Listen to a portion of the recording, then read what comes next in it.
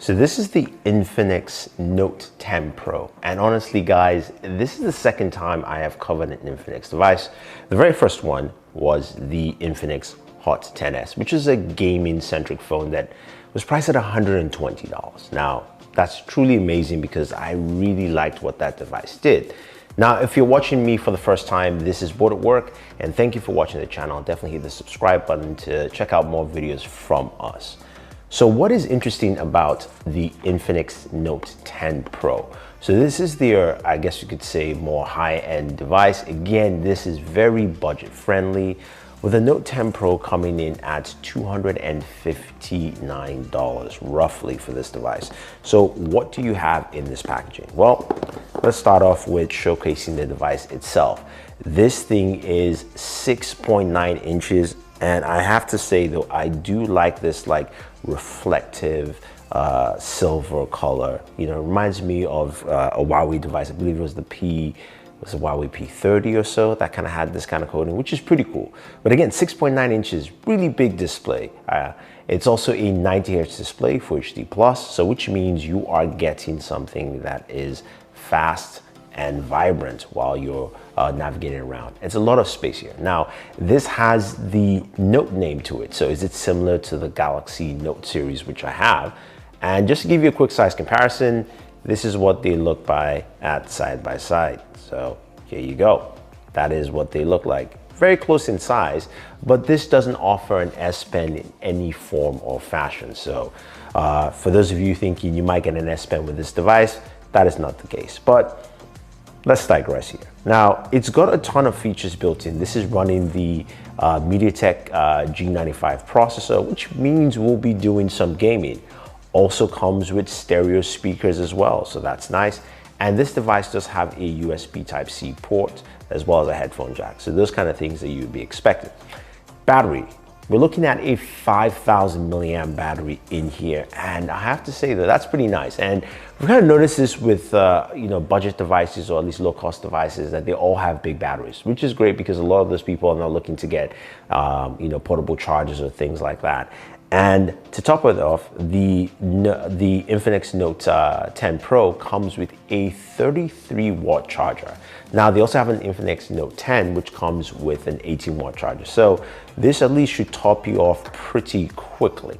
Now, we mentioned some gaming features, and Infinix also added a gaming zone to this device, which allows you to go in and do a couple of things. You can take a look at your the games you have. You can set up, of course, like a do not disturb feature, that kind of fun stuff in there. Nothing too crazy. There is no, of course, FPS monitoring or things like that, but we're able to check out some games. So we'll play some Call of Duty Mobile and PUBG Mobile, and we'll see what kind of performance. And of course, you guys will see the settings that I played on. So let's go check it out.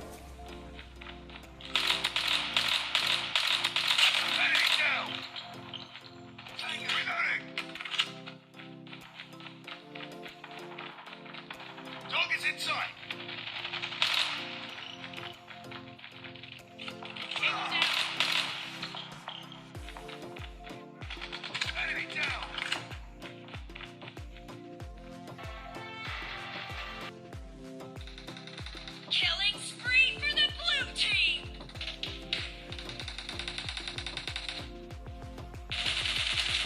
No mercy! Reloading!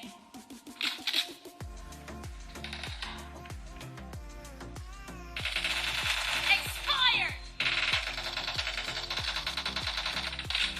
Gaming performance is actually pretty decent. I think when you're looking at the price point and what you get with this, if we look at, say, Call of Duty Mobile, yes, we played at very high and we're able to get 57 frames per second, not locked at 60, but again, solid affair in terms of performance. Now, PUBG Mobile, we're able to play on Smooth Ultra, and in that gameplay session, we're able to do about 40 frames per second. Again, really solid gaming experience. Another thing to add with this device is that you do have the also have the in-game menu, which allows you to map out buttons within your gameplay. So I did map out the volume button. So I mapped out the volume up button as my fire trigger button, which was great to see. And it actually helped me play much better because I like trigger buttons. They do a much better job. So gaming wise, I think you're going to get the kind of benefit you're looking for from this device. Now, this device also has a ton of other features here. You do have a quad camera system, and within that camera system though, there are some unique features with it. So you've got an AI cam, which is just standard. That's your main camera. You've got also a super night mode. And that's interesting to see because whenever you're shooting, taking photos, it will actually give you, the AI cam will suggest night or super night. Super night is cool, but I'll say not use it for all instances, as you can see with some of the images on here. The other thing to note is you can record video in night mode as well, but when you're recording video in night mode, you can clearly see the difference. It says that 1080p 30 instead of 4K 30, which it can do, and it's something that I will suggest not to, just because it doesn't do a good job, at least at those levels. But you do have 4K 30 video, which is decent. Stabilization is not great, so don't want to run around with that while shooting video. I think when you look at this device and you look at what it brings to the table, there are some things that it does well and there are some things that it doesn't do as well. So in terms of gaming, I think it does a solid job while gaming. And I think the stereo speakers also sounded really good. You could hear it while we're in our gameplay sessions. The cameras are okay at best, but I'm not expecting too much at this price point.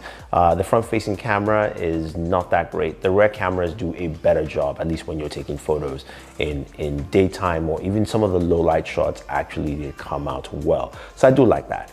Battery life, fantastic. 5,000 milliamps, you really can't go wrong with that.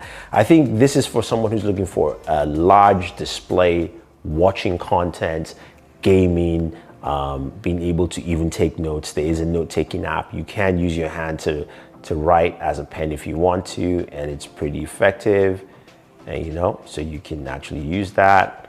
You kind of see what I actually spelled there, so don't worry about that. But you get the general idea of what you can do with this device. I do like it. I think Infinix has some pretty interesting ideas for what to do on the budget range, but I do want them to basically improve their camera, especially when people are looking at devices like the Pixel, which price more at, you know, 350 to 400.